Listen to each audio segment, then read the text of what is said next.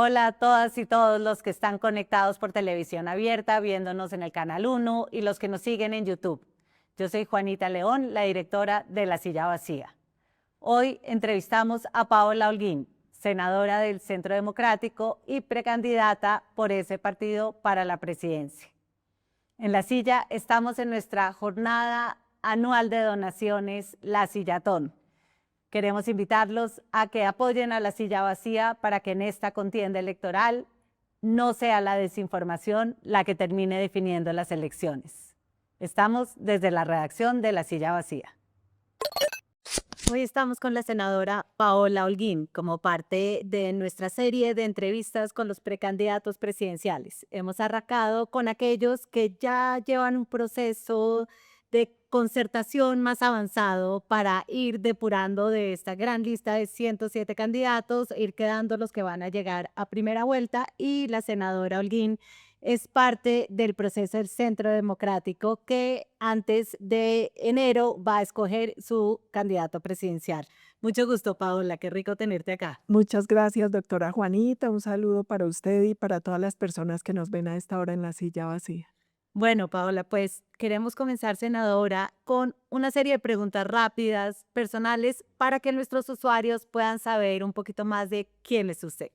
Entonces, quisiera comenzar con una pregunta sobre dónde nació usted y en qué estrato nació.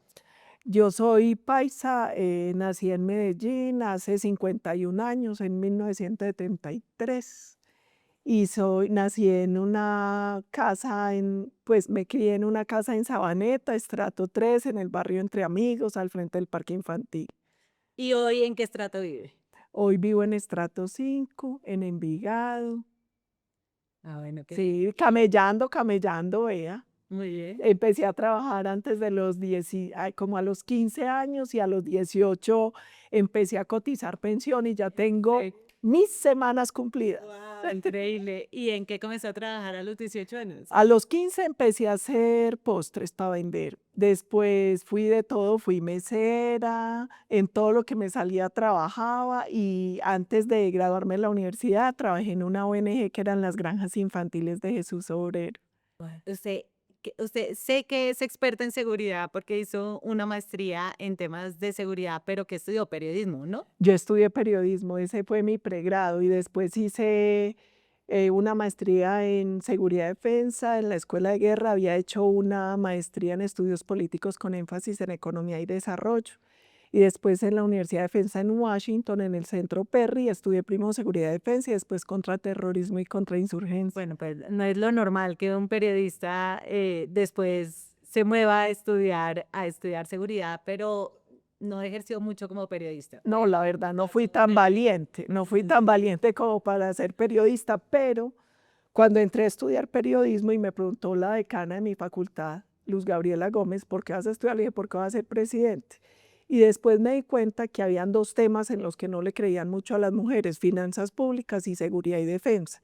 Entonces, por eso hice primero la maestría con énfasis en economía y desarrollo, después me dediqué a estudiar seguridad y defensa. O sea, usted es de esos candidatos que querían ser presidentes desde chiquitos. Desde los 4 años. No. Hace 47 años le dije eso a mi papá. Desde los 4 años quieres ser Yo, presidente.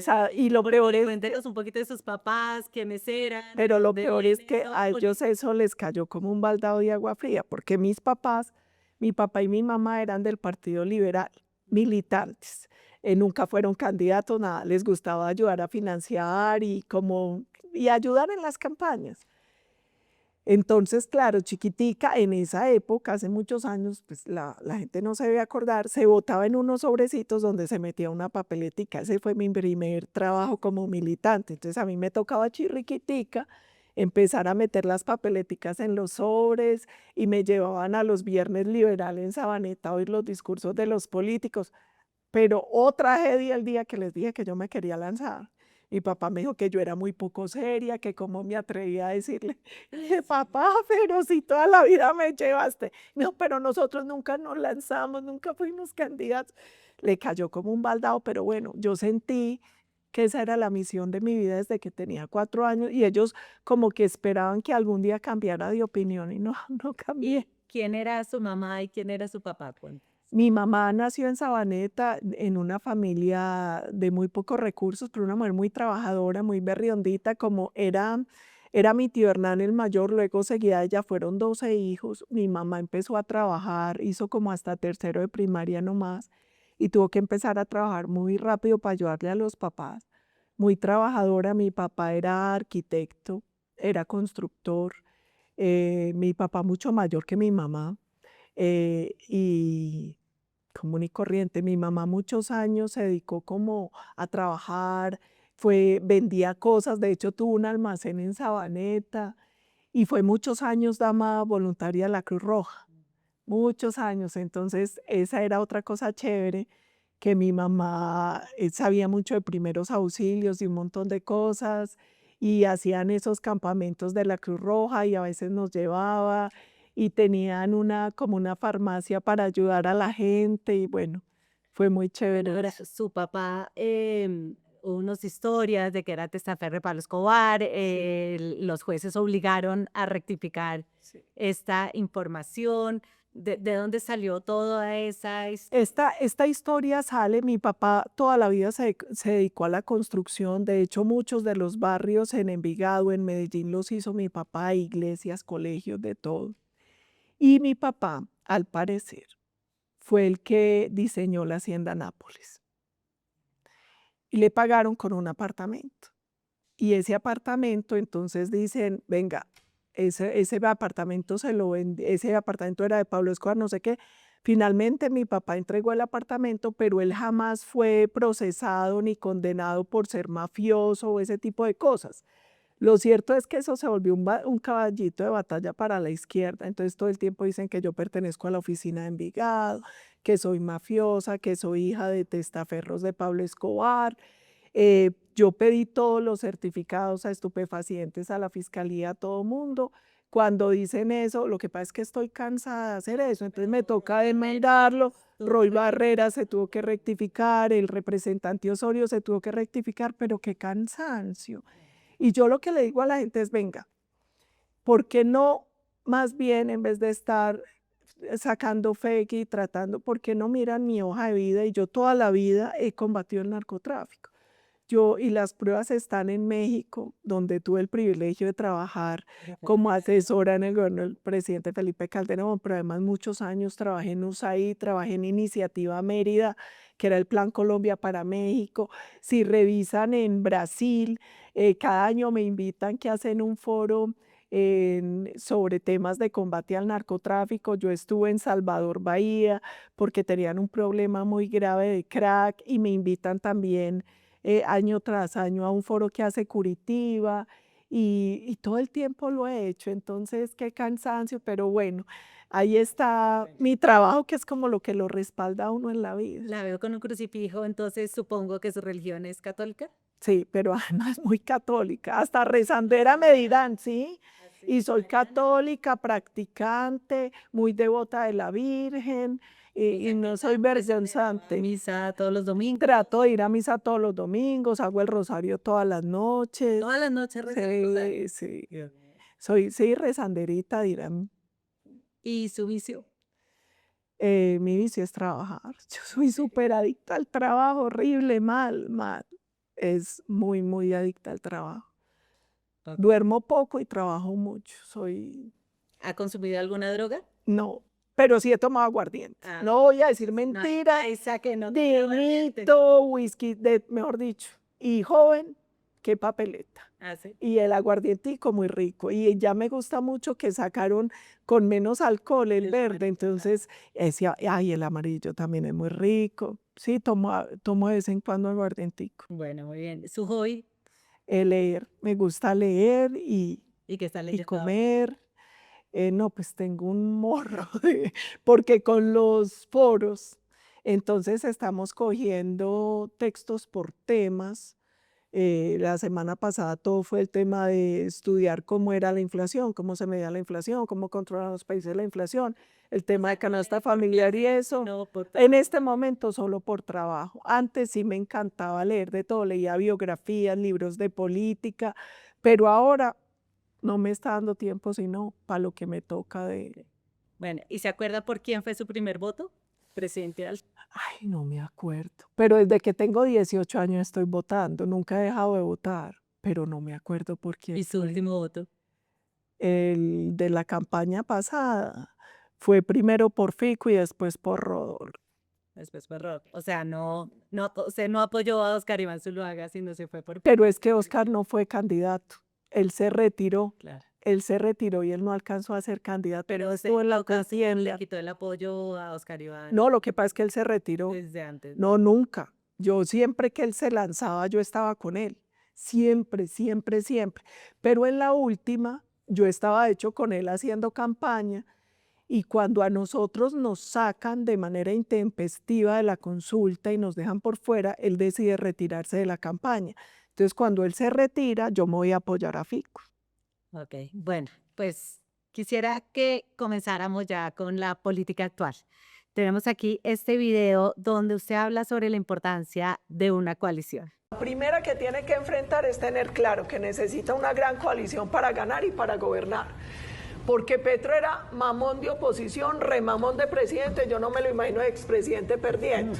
Entonces, lo primero es, tenemos que estar listos porque seguramente van a ser muy agresivos y van a tratar de no dejar gobernar y tal. Entonces, tenemos que tener esa claridad y esa gran coalición para gobernar. De senadora, hay varios pasos, ¿cierto? Esta es una carrera de 4 fases. La primera fase para el Centro Democrático es una encuesta, que es lo que habían definido. Entiendo que hoy tienen una reunión para ya afinar la fecha.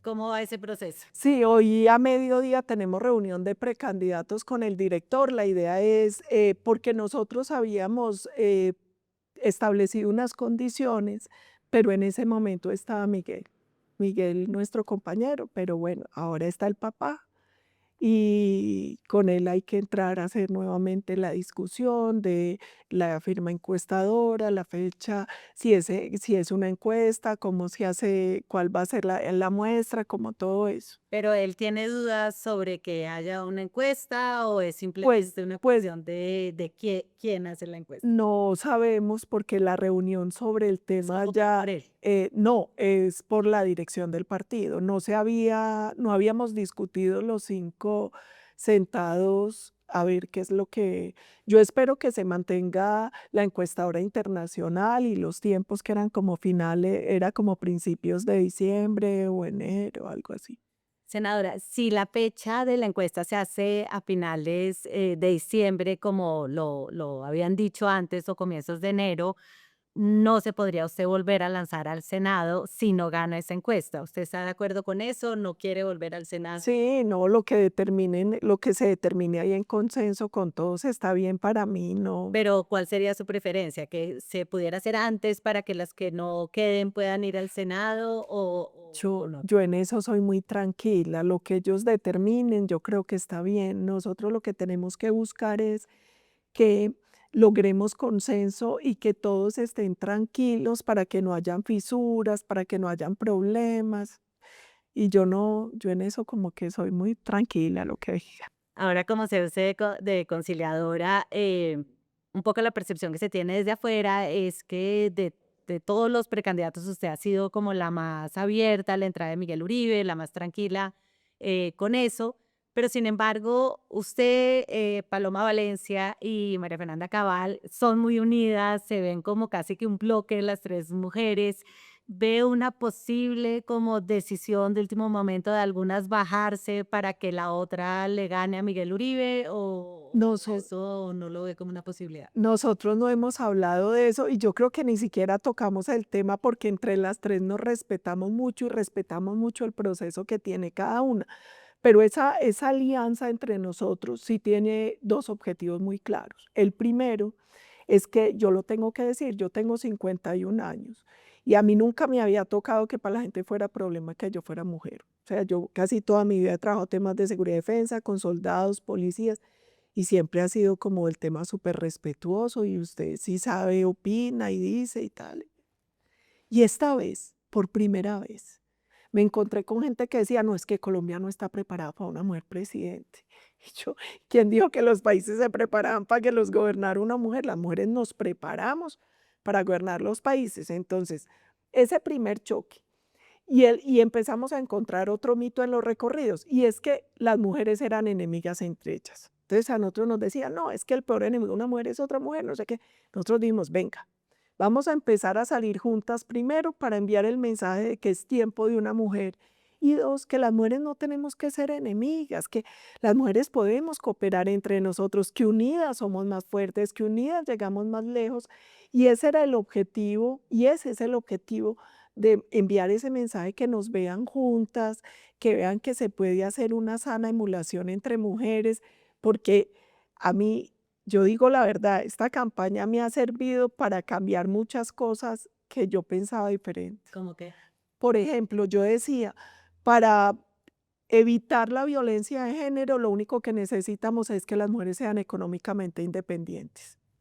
Para mí era claro que una mujer que se valiera por sí misma y ella pudiese salir adelante con sus hijos, no se iba a dejar fregar de nadie. Sabe que me choqué con algo distinto en esta campaña, y es que no solo hay dependencia económica, también hay dependencia emocional. Y una mujer puede ser independiente económicamente, pero si no ha sanado la independencia emocional, no se va. Así la maltraten física, psicológicamente, no se va. Por ejemplo, yo eso no lo tenía en mi radar. ¿Y usted cree que eso se aplica un poquito a las candidatas del Centro Democrático respecto a Uribe? Porque a mí me da la impresión que Uribe con las mujeres con las que han sido candidatas a veces no las trata tan bien, y sin embargo pareciera que ese vínculo sigue intacto y como Yo, muy, diría yo, casi que sumisas a su voluntad. Yo creo que primero aquí, más que sumisión, hay rebeldía. Y yo creo que Uribe sabe, él sabe que, de hecho, él a veces dice, es que ellas son muy bravas. Él sabe que, y él ha dado la oportunidad de que en este país el tema de las mujeres sea muy fuerte, porque nosotros muchos años tuvimos directora mujer, la secretaria general del partido siempre ha sido una mujer, el bloque de mujeres en el Congreso nuestro ha sido muy fuerte. eh, yo lo que creo es que a veces a él lo presionan mucho con el cuento ese de que no puede, Colombia no está preparado, pero yo sé que él en el fondo de su corazón sabe que sí. Okay. Porque en otras elecciones, digamos, la que ha quedado un poquito sacrificada han sido las mujeres Pero ha para ese sido tema, porque el método no nos ha favorecido. Y yo también digo, para ese el método tiempo de Dios es perfecto. Normalmente el método se lo dan son los candidatos. El partido siempre ha respetado que los candidatos discutamos y resolvamos entre nosotros el método.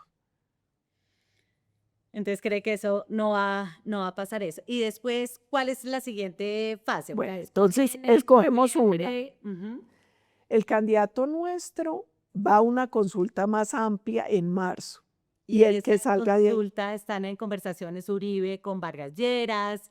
¿Eso quiere decir que dejan a Gaviria por fuera? ¿O qué pasa ahí? ¿Cómo se está cocinando eso? ¿Y qué pasa con Abelardo y Vicky? de hecho hay una cosa muy chévere, y es Abelardo, Vicky, Pinzón, todos han hablado con el presidente. En algún momento ellos quisieron hacer parte del proceso y Uribe lo que les dijo es no, porque este proceso justo, creo que hoy estamos cumpliendo un año. Nosotros arrancamos hace como un año con un foro en Barranquilla sobre transición energética. Entonces lo que les dijo es, aquí ya el proceso está muy avanzado, vamos a una coalición con ustedes en marzo, pero además se viene dando hace unos meses un proceso que a mí me parece genial, y es unos foros ampliados los domingos en la tarde, virtuales, donde están participando muchos precandidatos. Entonces está Cárdenas, está Luna, está Galán, está Fajardo no ha ido, pero su equipo sí ha ido a esos foros, y están también Paloma, perdón, Abelardo, Pinzón, Vicky, y como que ahí ha pasado una cosa muy chévere, y es, primero, yo llevo un año insistiendo, la plataforma es el punto de partida, el candidato es el punto de llegada. Colombia tiene que dejar la obsesión por el nombre, porque más allá de quién vaya a ser el candidato a la presidencia, lo importante es con qué ideas va a gobernar a Colombia, cuál es la plataforma, qué va a hacer en seguridad, qué va a hacer en economía, qué va a hacer por el medio ambiente, qué va a hacer por el tema energético. Y estos foros nos están permitiendo esa conversación. Y pasa una cosa muy chévere, y es que en la conversación encontramos que obviamente con unos matices se pueden encontrar coincidencias, y por eso Aquí tiene que haber una cosa clara y es, primero, por encima de cualquier proyecto personal o partidista tiene que estar el país. Dos, este no es un momento para radicalismos ideológicos. O sea, Colombia lo que necesita es sensatez. ¿Cómo se van a resolver los temas? A partir de datos, no de cuentos. Eh, y eso yo creo que se logra con estos foros. Y por eso a mí me ilusiona y por eso creo que la consulta de marzo puede terminar siendo una consulta muy amplia. Así en esa consulta está gente como Abelardo de la Espriella que habla de destripar a la izquierda, o sea, cuando dices que no haya radicalismos, ¿eso entraría dentro de lo radical o? Pero es que yo creo que al final aquí va a triunfar en la sensatez y en lo que quieren los colombianos, además porque yo lo he dicho con todo respeto por todos mis compañeros, pero por ejemplo, los que dicen que el tema de seguridad se resuelve a punta de balín, eso no es cierto, eso no es real. La seguridad es una cosa que va mucho más allá, que requiere una visión mucho más integral, una apuesta de Estado, donde hay que trabajar prevención, control y represión, rehabilitación. La seguridad es un tema también de ética, de estética, de justicia, de un montón de cosas. Entonces, claro que van a haber unos matices, claro que sí, pero finalmente el que va a decidir es el ciudadano, el colombiano es el que va a ir a votar en marzo. O sea, ¿a usted le gustaría que en esa consulta fueran todos los candidatos y saliera el candidato antipetro? No, yo no quiero que sea antipetro, yo no quiero que la gente vuelva a votar en contra de él. Yo quiero que la gente vote por una plataforma que la ilusione, que obviamente nosotros somos una plataforma alternativa porque tenemos una visión 180 grados distinta a la de Petro, pero yo no quiero que esto sea otra vez un cuento de, entonces vamos a ir a votar con, no, no, no, venga. ¿Qué quiere Colombia hoy? ¿Qué la ilusionaría? ¿Qué haría que el colombiano, por encima de las dificultades que hay hoy, del descrédito de la política, de los partidos, del cansancio, de todo eso, fuera a votar con ilusión y con esperanza? Pero entonces su consulta ideal sería solo de la derecha o le gustaría que entraran Oviedo, Fajardo, Oviedo también ha estado y Fajardo en los foros. pero Ojalá esa ellos sería también su se ilusión, animaran. que Sí, fueran a la misma consulta. ojalá mucha gente se animara y ojalá fuera a partir de una plataforma, porque yo tampoco creo que las coaliciones puedan ser como unas negociaciones ahí como secretas de espalda al ciudadano, no. Y no puede ser un acuerdo meramente político, esto tiene que ser de cara al ciudadano para salir a decir, mire, este es el decálogo de esta coalición. El que salga de aquí, lo mínimo con lo que se compromete son estos 10 puntos. Yo creo que eso sería más serio de cara al votante. ¿Y le preocupa el ascenso, digamos, en las encuestas, cuando había encuestas de Vicky Dávila y ahora pues que dicen que Abelardo está creciendo? ¿Le preocupa que ellos terminen capturando la derecha? A mí las encuestas no me preocupan porque no siempre los que ganan las encuestas ganan las elecciones, uno, dos. Eh, yo en mi otra vida, digamos, hace muchos años, yo trabajaba como estratega política y yo también sé que las encuestas y las mediciones inicialmente miden reconocimiento y solo muy cerca del proceso empiezan a medir de verdad intención de voto. Y lamentablemente uno también ve que no han sido muy asertivas. Pocas encuestas pensaban que iba a ganar Trump o Milei o Andrés Julián en Antioquia. Y ahí yo también creo algo que a mí me pasó cuando estaban en el proceso de La Habana. A mí todo el mundo me decía que ganaba el no. Y me decían, es que las encuestas son claras, pues es que en la que nos va mejor es 70-30, las otras son 80-20, y yo no, no va a ganar el no. Me decían, está lo que yo no, porque hay una cosa y es, uno pulsa esto es en la calle. Y cuando yo iba a los debates en la de Antioquia, en la Nacional, cuando fui con Alan Jara al debate en Villavicencio, yo miraba y oía al ciudadano y uno sabe, porque a veces, claro, cuando usted radicaliza y cuando usted empieza a etiquetar amigos de la paz, amigos de la guerra, la gente no se atreve a decir abiertamente. Y en elecciones pasa lo mismo, pero uno sabe lo que hay en el corazón Y del hoy que ciudadano. pierde en la calle, porque yo siempre estoy convencida que gana el que mejor encarne el sentimiento popular. ¿Cuál es el sentimiento hoy día? ¿La gente Yo quiere siento, algo totalmente contrario a lo que hay hoy o algo de pronto más en el centro, más a la derecha? lo que yo estoy sintiendo hoy es uno, que el ciudadano tiene mucha angustia, que el ciudadano tiene muchas preocupaciones, unos dolores que Hay unos que cambian por región, pero hay otros que son constantes. Salud, seguridad son constantes. Eh, mucha incertidumbre, mucha incertidumbre. Entonces, yo lo que siento es que el ciudadano hoy está buscando a alguien que le dé, primero, sensación de seguridad y de protección.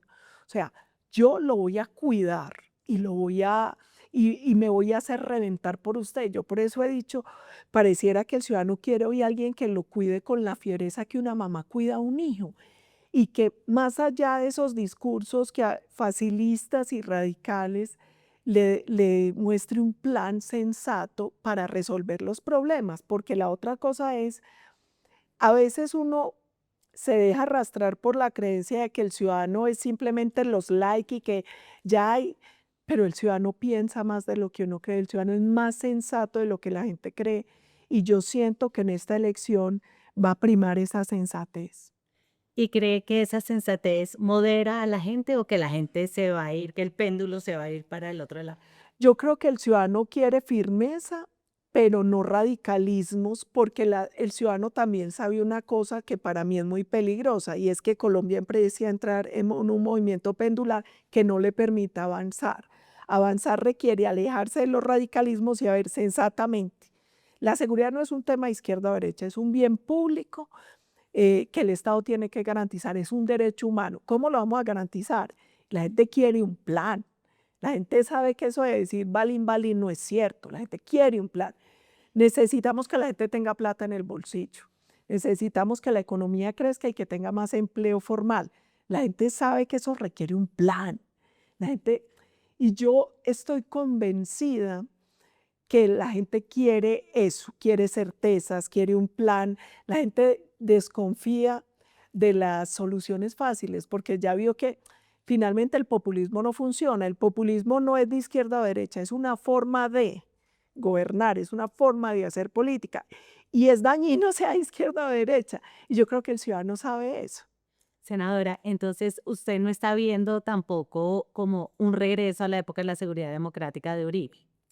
Yo creo que la gente necesita seguridad, necesita firmeza, necesita autoridad, pero es que la Colombia del 26 no es la Colombia de 2002. Y le voy a dar un ¿En ejemplo. qué se diferencia? ¿Qué En un cosas montón serían de cosas, diferentes que usted un haría montón de diferente? cosas. Por ejemplo, nosotros en el 2002 no teníamos un problema de ciberseguridad. Eso ni siquiera estaba en el radar o en la agenda. Hoy sí. Nosotros en el 2002 no teníamos el problema de drones. Eso ni siquiera estaba en el radar. Hoy sí. Nosotros nosotros teníamos un problema centrado en la FARC, el ELN, eh, el tema del paramilitarismo, el tema del narcotráfico, pero hoy ha cambiado mucho porque hoy estamos ante una guerra híbrida, por ejemplo, donde el tema de la información y la desinformación entra a jugar muy duro en el tema de seguridad. Eso no estaba en el 2002. Entonces yo creo que la concepción de autoridad y orden que había en ese entonces se vuelve a necesitar. La idea de observatorios del delito, datos y cifras claras y creíbles se vuelve a necesitar, pero creo que hoy hay unos retos nuevos, que hoy hay unos avances también en la concepción y en la visión de política de seguridad que se tienen que tener a partir del 26. Mire, nosotros, y hay cosas que van a ser mucho más complejas. Cuando nosotros entramos al gobierno en el 2002, 30% del país lo controlaban los guerrillos, 30% los paracos, más de 300 alcaldes no podían despachar desde sus municipios. Veníamos de un proceso fallido de negociación de paz de Andrés Pastrana, pero el expresidente Pastrana muy hábilmente negociaba, pero avanzaba en Plan Colombia. Entonces nosotros entramos a encontrar un Estado con una negociación fallida y con una fuerza pública que se empezaba a fortalecer con el Plan Colombia. Esta vez no. Esta vez vamos a encontrar un país que está metido en 1000 mesas de negociación, con todas las estructuras criminales, sin marco jurídico, sin claridad de qué están negociando ni cómo están negociando. Vamos a encontrar una fuerza pública debilitada en número de hombres, en capacidad de fuerza, desfinanciada, desmoralizada, y vamos a encontrar, según la Defensora del Pueblo, hoy hay presencia o amenaza de presencia de estructuras criminales en 809 municipios. Eso es el 70% del territorio. Entonces, yo siento que van a haber unos retos nuevos muy complejos. 300.000 hectáreas de coca. Cuando entró el presidente Uribe en 2002 habían como 100.000 hectáreas que las logramos reducir como a 48.000. Esta vez son 300.000 Entonces, con una hoja de coca que- modificada. porque me parece que en el diagnóstico todos parecen coincidir. Todos. Dos propuestas claves que usted haría si en Yo, este tema yo creo específico. yo creo que hay un tema urgente que es una reforma estructural a la justicia, porque usted puede tener el mejor pie de fuerza, usted puede tener la mejor voluntad, pero si usted tiene una impunidad del 97%, como ocurre hoy, o más del 97%, nada le va a funcionar, porque seguridad y justicia son un binomio inseparable. Entonces, ¿qué cambiaría? Hay que hacer una reforma estructural para que la justicia sea pronta, eficaz, para descongestionar, hay que digitalizar la justicia, hay que agilizar el tema de primeras causas, hay que concentrarse en los delitos de hábito Eso impacto. dura años, eso digamos. No, sería eso no, solución. hay una cosa importante y es primero, eso no dura años y ese es un tema estructural que es necesario porque si no, entonces vamos a seguir teniendo resultados de corto plazo, pero nunca vamos a salir de esta espiral de violencia. Por ejemplo, yo soy enemiga de nuevos procesos de paz, pero soy amiga de una ley de sometimiento.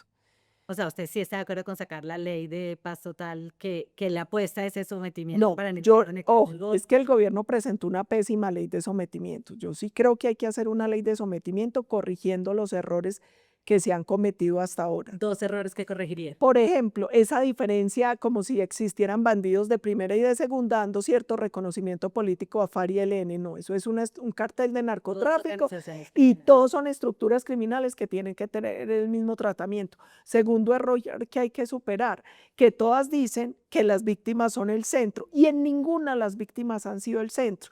Los derechos de las víctimas a la verdad, la justicia, la reparación y la no repetición no pueden ser negociables. Y como la no repetición es un derecho de las víctimas, hay que cerrar la puerta giratoria. Es decir, quien reciba en este marco de sometimiento de beneficios no los puede volver a recibir, porque si no pasa lo que pasa. Usted no negociaría con Calarcá, con los que ya recibieron beneficios en el Oh, acuerdo de paz. acuérdese que la ley no es retroactiva.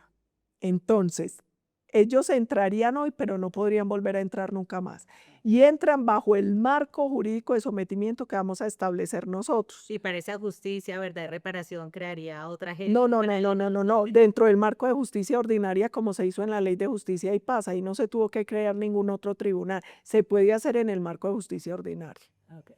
O sea, sí negociaría con ellos, No, pero ojo, pero distinto. No es venga, negociemos, sino yo establezco un marco de sometimiento, acójase. O sea, la negociación sería con la fiscalía. Exactamente, porque es que nosotros tenemos que dejar el vicio que el Estado se somete a los bandidos. Es el bandido el que se tiene que someter al Estado. Parte senadora, ¿haría alguna excepción, por ejemplo, con los comuneros del sur que van avanzados o ahorita que ya se abrió con el clan del Golfo o les Sabe que nosotros ahí devolverían las No, primero porque yo no entiendo qué están negociando con el clan del Golfo, porque marco jurídico no hay y ellos saben, es que ellos no son bobos. El clan del Golfo, la oficina, los comuneros, todos saben que hoy no hay marco jurídico real, legal, para poder avanzar en esas mesas. Nosotros les vamos a dar una certeza de un marco jurídico real para que ellos puedan someterse a la justicia, porque hoy no hay. Cuando nosotros demandamos la Ley de Justicia y Paz, la Corte Constitucional fue muy clara y dijo, la ley de sometimiento tiene que pasar por el Congreso. Y hoy el Congreso no ha aprobado ninguna ley de sometimiento. Y otra cosa que yo cambiaría, que es un plan de choque. Si queremos un tema de inmediatez, porque el programa de seguridad es muy amplio, pero solo menciona una cosa, necesitamos más pie de fuerza hoy. El ICP, el Instituto de Ciencia Política, tiene una propuesta que a mí me encanta, que es la conformación de una fuerza intermedia. En esta fuerza intermedia entrarían muchos hombres que fueron apartados de la fuerza pública como un plan de choque para que no entren directamente a dañar como la línea de mando y lo que vienen con los activos, pero entendiendo que aquí se les va a respetar su grado, siguen en su carrera y que esta fuerza intermedia es una fuerza ultra especializada para un tipo de delitos, para un tipo de acciones y por eso es la manera de reincorporar a los mejores que estaban dentro de la fuerza pública. ¿Necesitaría una nueva ley? No. Okay. Esto es una reorganización, exactamente. No conozco esa del ICPL 3P se la se va a necesitar algo algo por el estilo, Ujú. porque La Silla sacó una historia que mostraba cómo la cúpula Se deshizo. se deshizo. Y ahí hay un por- problema y es cuando usted pierde los que tienen más experiencia, más capacidad de mando y eso también se pierde un know-how que traían y una expertise que la única forma de recuperarla sin dañar el orden de los activos es con la fuerza intermedia. Claro.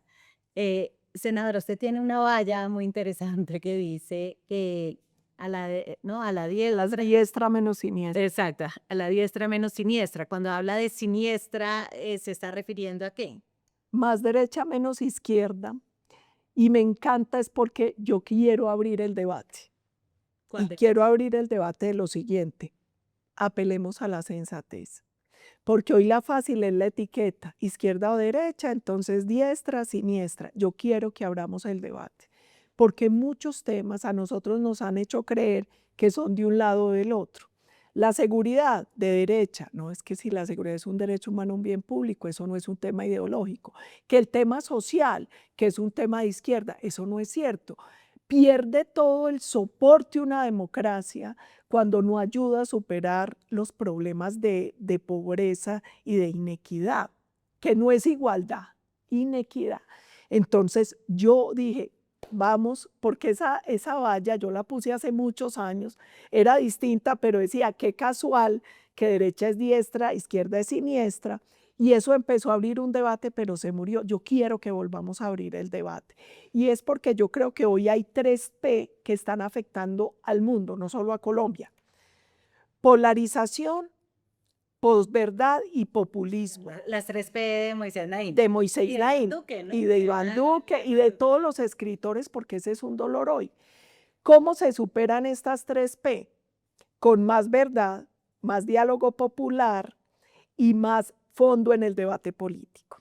Porque la polarización se da simplemente porque cuando usted usa etiquetas, izquierda, guerrillo, derecha, paraco, no hay forma de discutir, no hay forma de construir, no hay forma de fortalecer la democracia. Entonces yo creo que el llamado hoy, si queremos superar esto, es venga, abramos el debate.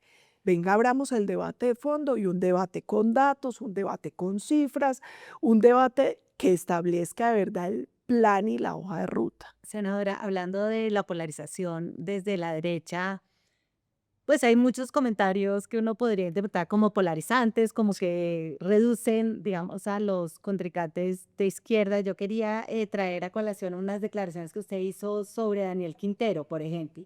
Quintero es Petro recargado. Yo he financiado mis propias campañas y eso me ha dado independencia para poder hacer la política como se debe. Dice que él mismo se financia la campaña y está gastando a dos manos, ruedas de prensa, viajes y hasta lavadoras. ¿De quién será esa platica? ¿O estará saliendo de la que saquearon en Medellín porque le ganó a Alibaba? Él tiene más de 40 imputados. Ahí usted es bastante crítica, Daniel Quintero, y hay todo un debate sobre polarización diciendo, bueno, en aras de reducir la polarización, la gente no se va a quedar callada. Muchos candidatos dicen, ahora con el cuento de polarización, no me diga que yo no puedo hablar claro. Germán Vargas sacó una columna diciendo, pues si esto es polarización, entonces yo creo en la polarización. ¿Cómo es su posición ahí? Y pensémoslo a través de estas declaraciones en las que usted un poco, eh, no un poco, usted está diciendo... No, descalifico a Quintero por Lo corrupto. está descalificando. Claro, descalifico a Quintero por corrupto. Ojo, cuando yo digo llevemos a fondo el debate político, eso no quiere decir que uno no pueda decir la verdad. Yo soy de Medellín, yo viví el saqueo de Medellín, yo sé lo que pasó. Es que hoy hay más de 40 funcionarios de la administración de Quintero imputados. Es que los informes sobre lo que hizo el hermano de Quintero, Miguel Quintero, y miren, en Medellín, gracias a Dios, se armó una veeduría todos por Medellín. Y yo creo que lo bueno de Quintero fue que logró unir a casi todos los medellinenses contra una política de saqueo. Porque nosotros en Medellín teníamos un mito y era que en Medellín era imposible ser mal alcalde, que en Medellín habían unos alcaldes más hacia la izquierda, más hacia la derecha, pero Medellín como que andaba solo, como que tenía una institucionalidad muy fuerte, además porque Medellín tiene la joya de la corona que es EPM, que son casi 2 billones al año para inversión social, para temas sociales, para programas. Entonces uno decía, no, pues ¿quién lo va a hacer mal? Hasta que llegó un bárbaro y nos mostró que nada lo blinda a uno de un bárbaro. Ni siquiera se salvó EPM, que tenía el gran gobierno corporativo.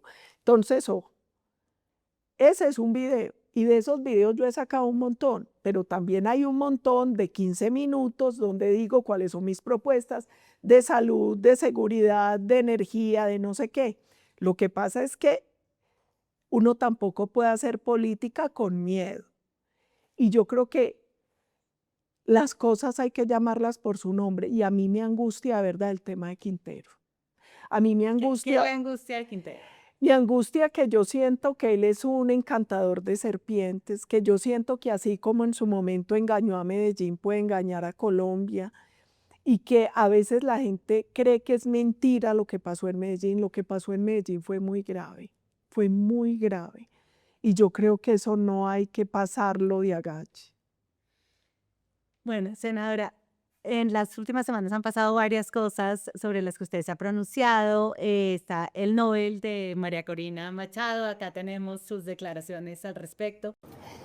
Recibimos con beneplácito el anuncio del Premio Nobel de Paz para María Corina Machado, más que merecido para una mujer que encarna la esperanza de Venezuela y América Latina, para una mujer que nos ha dado ejemplo de firmeza y de lucha en el rescate de la democracia y las libertades, para esa nación que ha sido torturada por más de 2 décadas por la narcodictadura.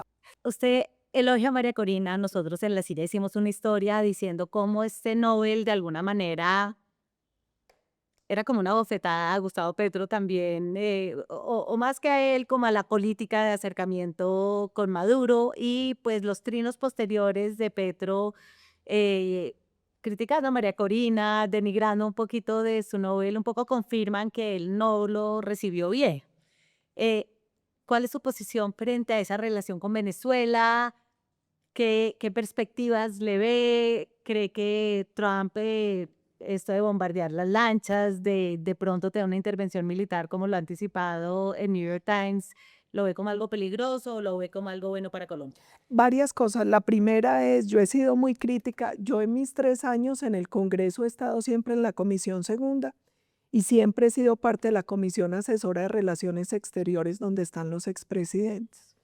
Y yo desde el primer momento he sido muy crítica de la postura del gobierno Petro, porque siento que manejan las relaciones internacionales con un criterio de afinidad ideológica que empieza a rayar en complicidad criminal. Y lo digo, por ejemplo, por el tema de Venezuela. Él todo el tiempo se excusaba en las actas, las actas. Es que 24 horas después de la elección, el 80% de las actas eran públicas. Es que María Corina ganó pues Edmundo González ganó en Francalid. Ahí estaban las pruebas, estaban las actas. Era evidente, es evidente que en Venezuela hay una narcodictadura donde hay colombianos incluso injustamente privados de la libertad, donde hay denuncias documentadas de torturas, de desapariciones forzosas, de un montón de cosas. Y Petro siempre se ha negado a ver lo evidente. O sea, él ha sido siempre un aliado de ese régimen, de ese narcorrégimen en Venezuela. Yo siempre he sido crítica de eso. Yo siento que enhorabuena, Trump entendió algo. Lamentablemente, a lo largo de estos más de 20 años, el tema de Venezuela se manejaba como si fuera un problema ideológico, como, no, es que no les gustaba Chávez y no les gusta Maduro porque es de izquierda. Eso nada tiene que ver con que ellos sean de izquierda, que hay un tema de fondo y es el riesgo para la seguridad hemisférica de unos cárteles de narcotráfico y terrorismo que hoy malgobiernan Venezuela, que son aliados de Hezbollah, que son aliados de Hamas, que son aliados del ELN, que son aliados de la FARC. Yo creo que ese cambio de visión del gobierno Trump es muy valioso. También soy clara en algo, Trump le está dando tiempo. O sea, ya mandó las flotas, ya le ha dicho, esto va en serio, esto va en serio. María Corina ha dicho, nosotros estamos dispuestos a que se dé una negociación y salgan, pero ya esto no puede ser infinito. Pero yo también quiero ser clara en algo. Si no aceptan y Trump actúa contra el cártel de los soles es legítimo y es totalmente legal. Y lo digo porque sería similar a lo que sucedió cuando nosotros atacamos el campamento de Raúl Reyes en Sucumbíos. Cuando usted lanza un ataque contra un objetivo de alto valor, de una estructura narcotraficante y terrorista, eso es legal y es legítimo en el derecho internacional. Cuando nosotros hicimos el ataque contra Sucumbíos no era contra Ecuador ni contra el pueblo ecuatoriano, era contra un blanco legítimo de alto valor y así quedó demostrado. Aquí sería exactamente igual. Yo lamento mucho que Petro diga y su ministro de Defensa Pedro Sánchez que ellos no tienen tan claro que exista el cártel de los soles y eso.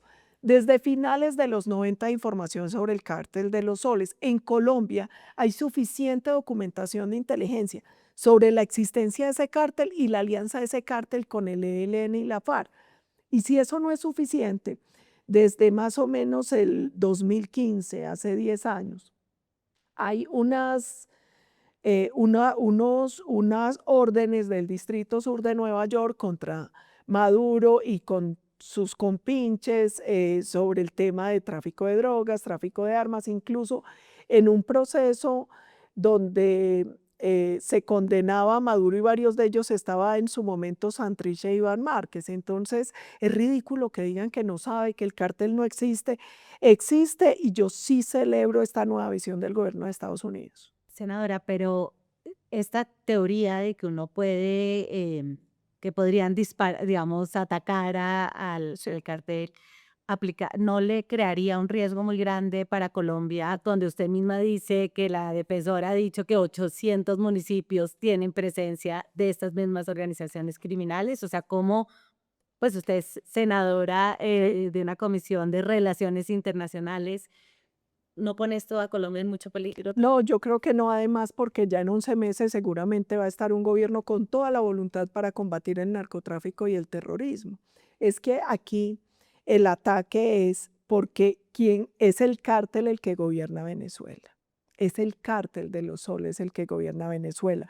Es porque ya está suficientemente documentado una serie de delitos contra ese régimen que está mal gobernando Venezuela, que además ni siquiera es legítimo que lo gobierne porque se robaron las elecciones y eso también quedó en evidencia. Entonces, el contexto es totalmente distinto. Aquí hay un presidente que se eligió democráticamente, puede que a uno le guste o no, seguramente, ojalá más temprano que tarde se sepa si de verdad fue violando topes de campaña con financiación indebida, falsedad en documento público y falsedad procesal, pero hasta que eso no esté claro ante la justicia, pues él fue un presidente que se eligió en elecciones en franca lid, Maduro no.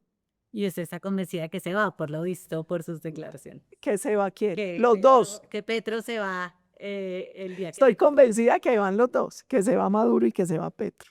Senadora, hay un trino que usted sacó felicitando al presidente Trump por la liberación de los rehenes en Gaza.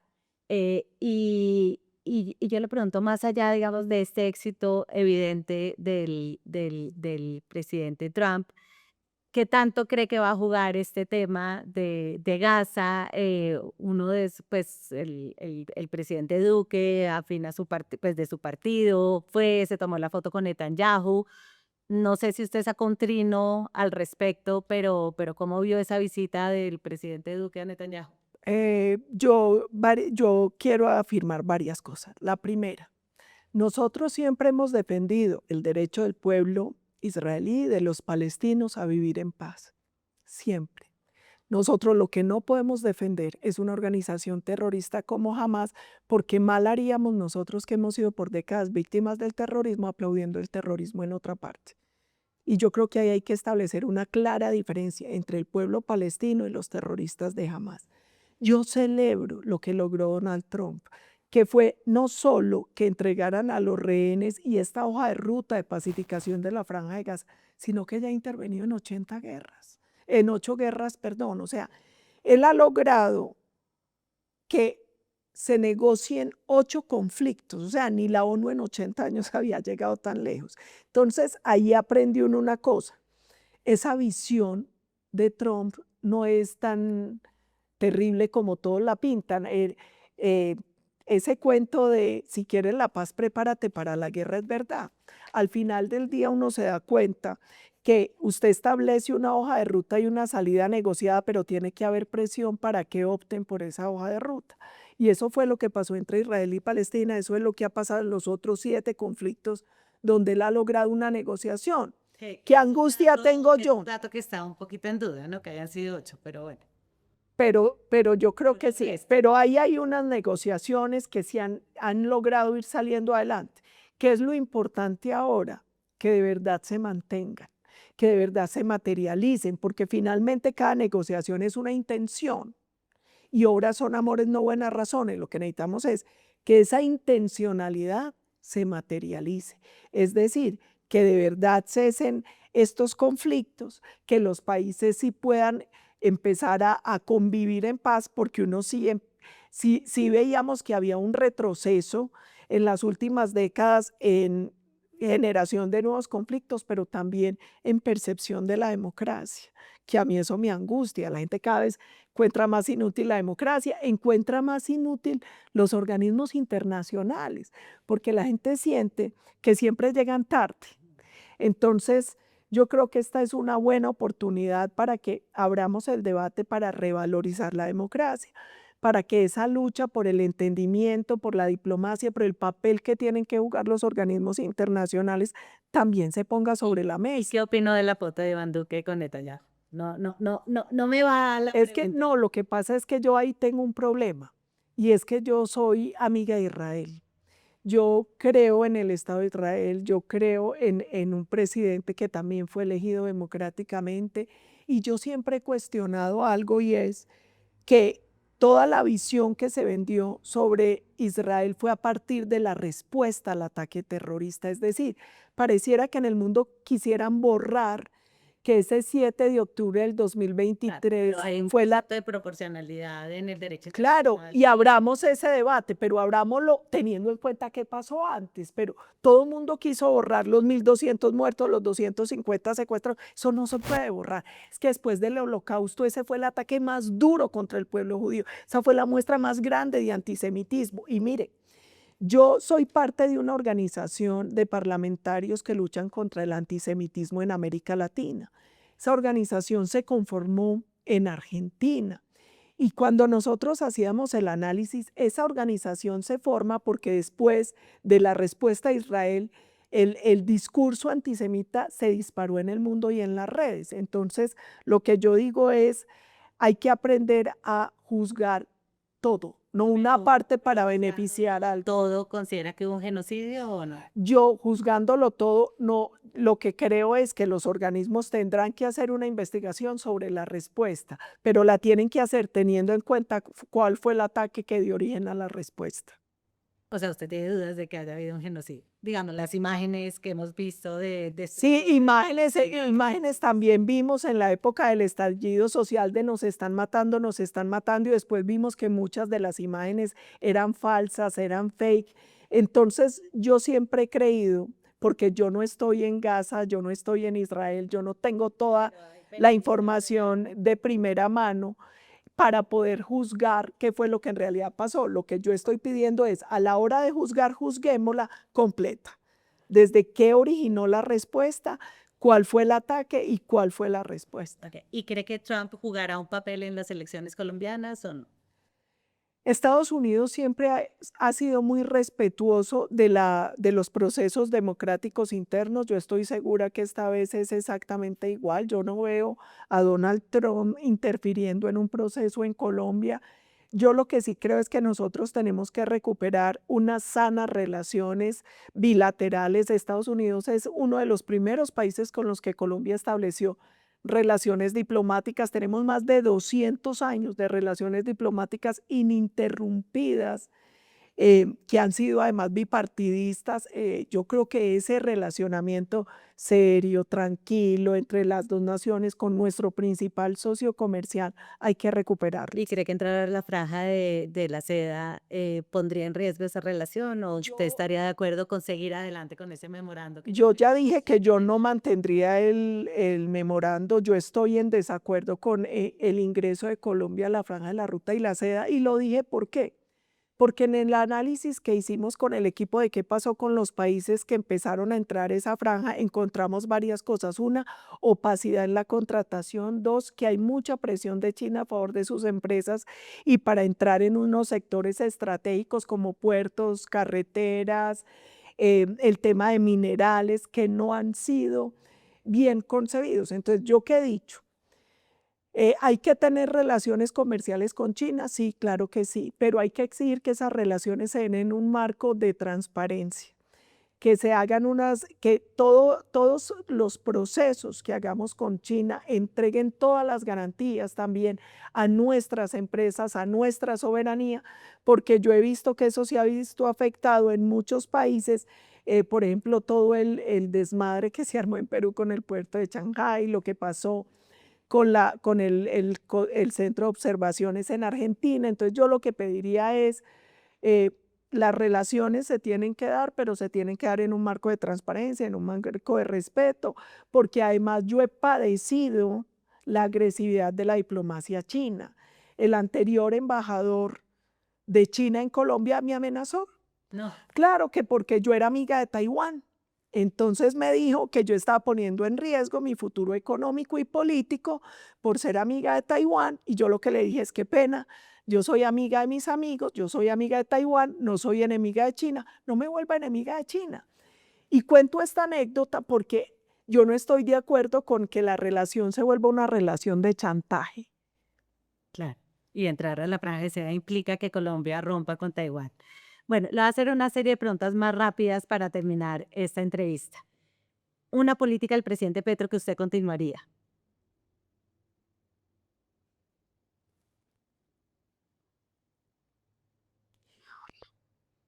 De Petro. Siguiente pregunta, amigo. ¿Ni una?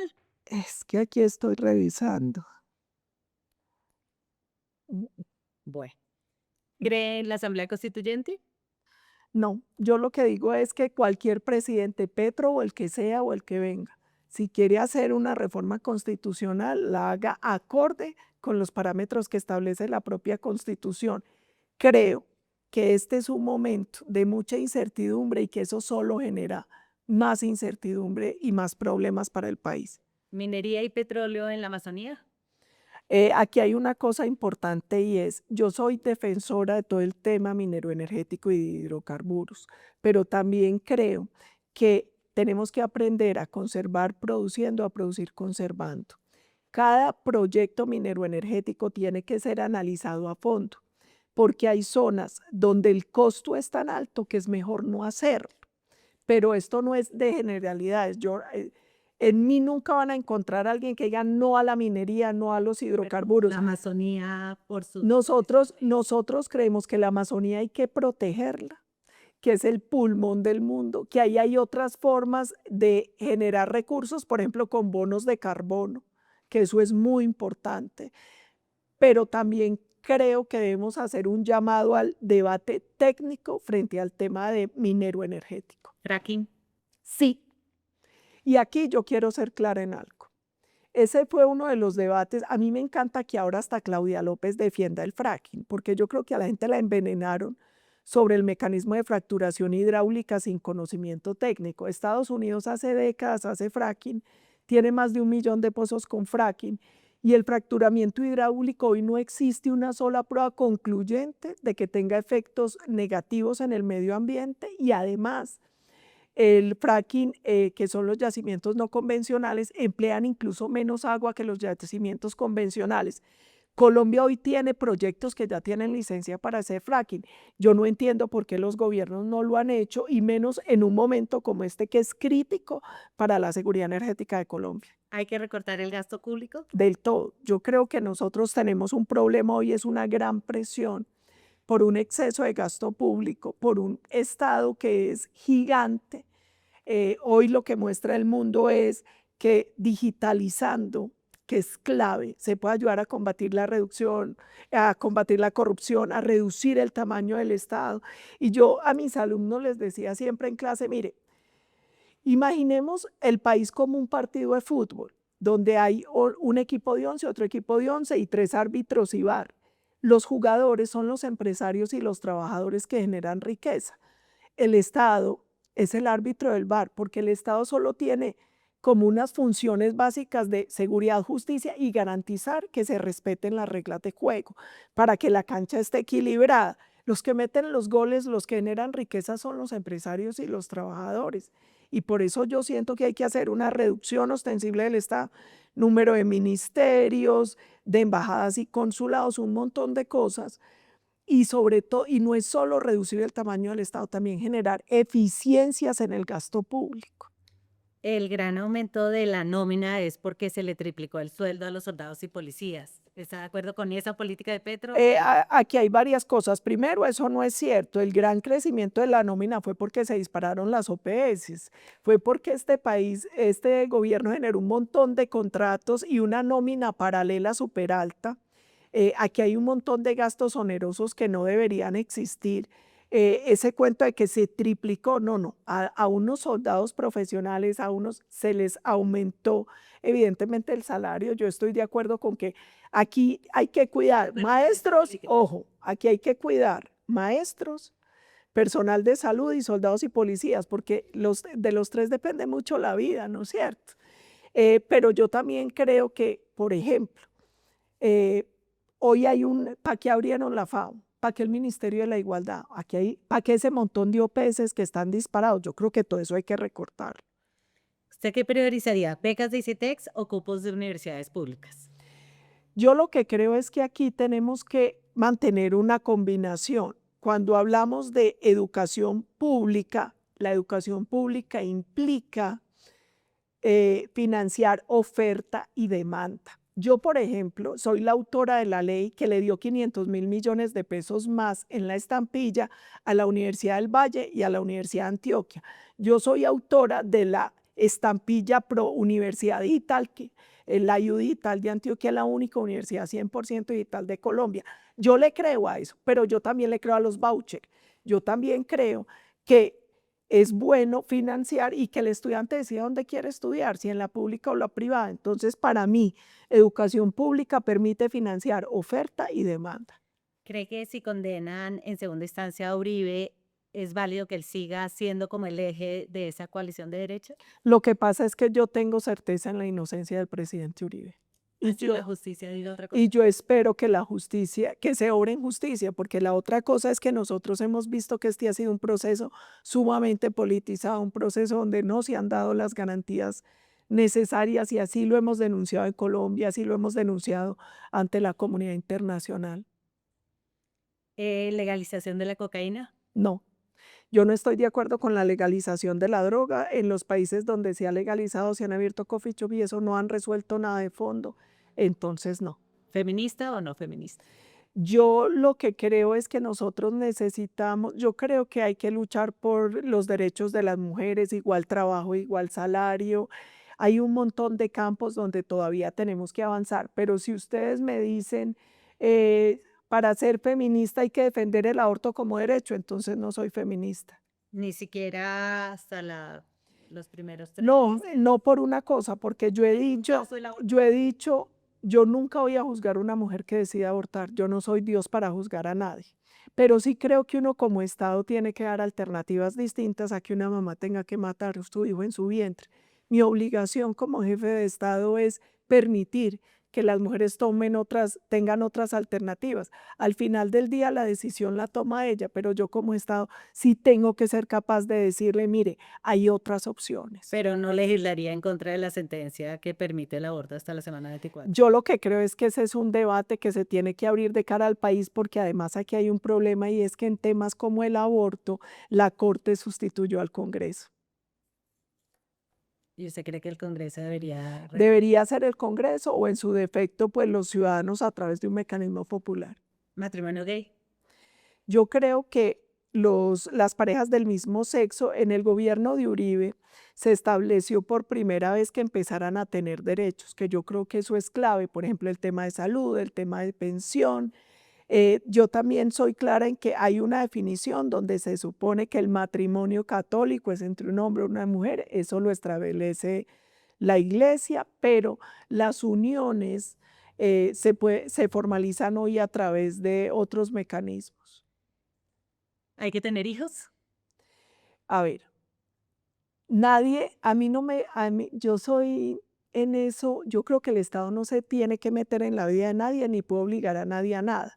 Yo sí creo que el país tiene que abrir una reflexión y es que no estamos teniendo hijos. Este es un país que se está envejeciendo, la tasa de natalidad está sumamente bajita y tenemos que preguntarnos por qué. Si es que nosotros de pronto no estamos dando garantías para que quienes quieran tener hijos puedan hacerlo, si es que definitivamente ya la gente no quiere tener hijos. Yo creo que es un debate que hay que abrir. A mí sí me preocupa la baja natalidad, pero saben que yo siento que se vino una caída, pero uno empieza a ver otra vez que la gente se está empezando a casar. Y yo soy solterona sin hijos, pero también tengo que reconocer que mi mayor felicidad es Leticia, que es mi sobrina, porque mi hermano en buena hora pues resolvió que él sí se casaba y tenía hijos. Eh, Eso es un tema también del fuero interno y yo creo que el Estado, eh, entre menos se meta en la vida privada de la gente, mejor, pero yo sí creo que sería chévere que el Estado diera garantías para que el que quiera tener hijos no tenga que pensarlo tanto si quiere hacerlo. ¿Quiere que la Corte Constitucional salve la reforma pensional o que la hunda? Yo espero que se hunda la reforma pensional por varias razones. La primera, porque el pilar solidario convirtió un subsidio en pensión y eso es inconstitucional y es ilegal porque además eso implica que al trabajador que mes a mes ahorra de su salario para su pensión, esa plata se usa para un subsidio. Yo he dicho, tenemos que garantizar que 3 millones de adultos mayores que no tienen pensión la tengan, pero eso se puede hacer a través del programa del adulto mayor con otro fondo que no sea la plata del trabajador, porque ahí le estás robando, es que ese es su ahorro para su vejez y tú no se lo puedes quitar para trasladarlo a otra persona que nunca ha cotizado. Y la otra cosa es que yo de manera muy coloquial, muy montañera, decía que esta reforma mató el pollo aliviado para darle caldo al enfermo, porque hoy la gente puede cotizar a través de Colpensiones o de los fondos privados. El fondo privado es tu ahorro, te lo administra una empresa privada, ellos toman algo de la administración, te dan una rentabilidad y punto. No te tienen que subsidiar tu pensión. En Colpensiones sí termina subsidiándola el Estado. Y lo que hicieron fue quitarle plata a los privados para tirarla a Colpensiones. Y mire, la semana pasada me llamaron, yo estoy en fondo privado. En un fondo privado yo me jubilo con una tercera parte de lo que me ganaba en Colpensiones, pero me parece que es moralmente mejor para mí. Es mi ahorro, mi pensión y mi plata. Pero ¿saben qué me llamaron a decir? Mire, Decirte que te pasaras no, al otro. porque mi pensión es de alto riesgo y el gobierno sacó una resolución donde dice que el 10% adicional que yo me gano por pensión de alto riesgo me la quitan si no me paso a Colpensiones. Eso es un chantaje, eso es una extorsión. Es que no quiero irme a Colpensiones, ¿por qué me van a obligar? ¿Por qué le quieren quitar la plata a los privados que las han administrado bien para entregársela a una entidad que la maladministre cuando el hueco está allá y no en los privados? Bueno, última pregunta. ¿Optimista o pesimista sobre el futuro? Muy optimista y yo le agradezco mucho a Petro que haya ganado, porque cada 4 años nosotros éramos, ahí viene el coco, ya vino, ya los que querían probar un nuevo modelo lo probaron y yo creo que este momento nos tiene que llevar a una reflexión para una verdadera transformación de Colombia. Primero, para que abandonemos radicalismos ideológicos y peleas partidistas y entendamos que necesitamos un proyecto de nación que nos una a todos, donde todos quepan, donde Colombia pueda superar un montón de lastres que trae y que no ha resuelto. Y Colombia tiene todo para ser una potencia. Entonces, yo estoy convencida que viene un futuro muy, muy, muy bueno para todos los colombianos. Bueno, senadora, precandidata del Centro Democrático, Paola Holguín, esperamos que en la reunión de hoy puedan definir las reglas y que sepamos muy pronto cuándo será esa elección. Muchas gracias por venir a La Silla Vacía. No, muchas gracias a ustedes, sobre todo por este tipo de entrevistas, porque en medio de tanta información y tanto caos, qué bueno que el ciudadano pueda ir más formado y más informado a la urna. En La Silla Vacía sabemos que antes de las elecciones las mentiras aumentan. Para que la desinformación no defina las elecciones de 2026 y podamos seguir aquí ofreciendo la información rigurosa, profunda y confiable, lo invitamos a sumarse a la Sillatón 2025, nuestra campaña anual de donaciones. Entre a lasillavacía.com/donaciones y haga su aporte. Puede donar desde 30.000 pesos. Cada peso cuenta.